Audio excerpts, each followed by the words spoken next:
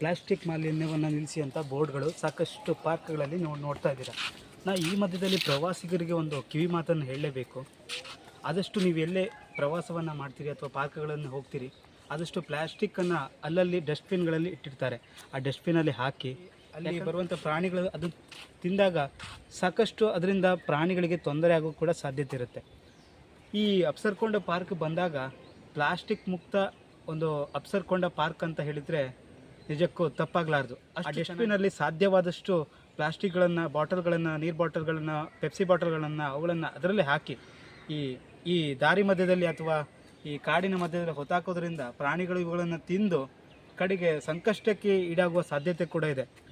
ನಮ್ಮ ಸ್ನೇಹಿತರೆ, ನಾನೀಗ ಪಾರ್ಕ್ ಸುತ್ತಾಡ್ತಾ ಇರಬೇಕಾದ್ರೆ ಈ ಬೋರ್ಡ್ಗಳನ್ನು ನೋಡ್ತಾ ಇದ್ದೆ.